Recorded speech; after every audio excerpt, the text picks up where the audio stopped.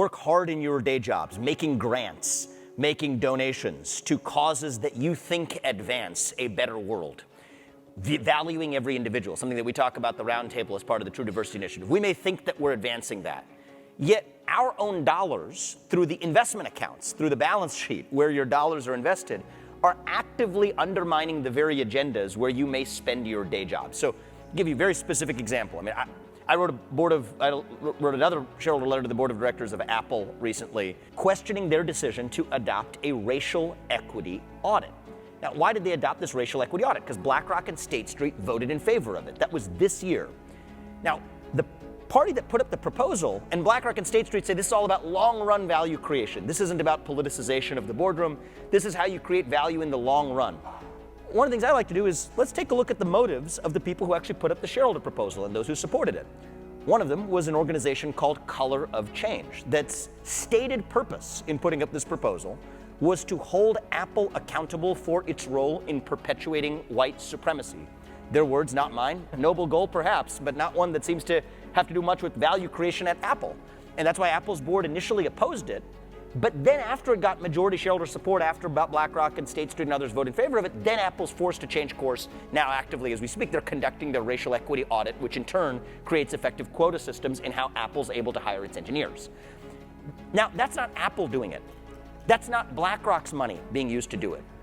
It is your money. It is your foundation's money that is actively subsidizing and advancing that agenda. And I think that we have, for good reasons, I mean, this has been very opaque, but we have been asleep to that for the last 4 years. And so it would be a shame if you're spending your day job thinking that you're advancing, through the annual gifts or donations that you give. That's a small portion of the total balance sheet. The balance sheet is actually more than undoing that and then some with respect to the actual outcome that obtains in the world.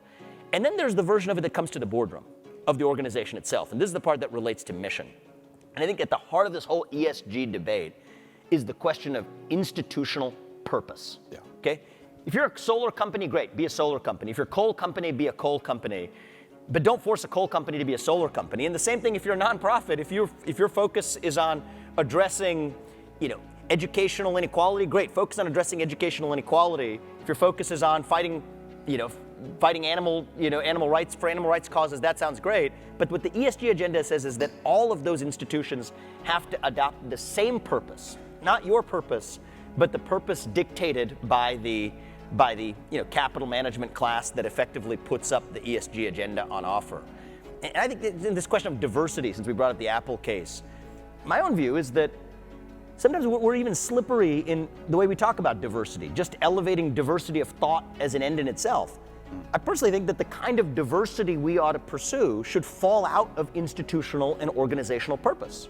If you're a steakhouse, you don't want diversity of thought on whether or not there is it's morally reprehensible to kill animals for culinary pleasure. I would not make a good employee for a steakhouse for that reason. I'm actually a vegetarian for that reason. It's probably why I wouldn't make a good employee at a steakhouse. And that's diversity of thought, but not the kind of diversity of thought that you want to advance your mission or purpose. And so I think that's one of the things the roundtable does a good job of, but I think it's one of the things that we all can remember in the face of this ESG debate is what's really at stake here is the question of institutional purpose. Whether you're a company or a nonprofit, to put that purpose as your North Star and to have your social goals that you might pursue like diversity fall out of that institutional purpose rather than being a purpose that's superimposed as a common agenda that someone else tells you to adopt just because that is actually the fashionable conforming norm of the day. That's really what's at issue in this debate.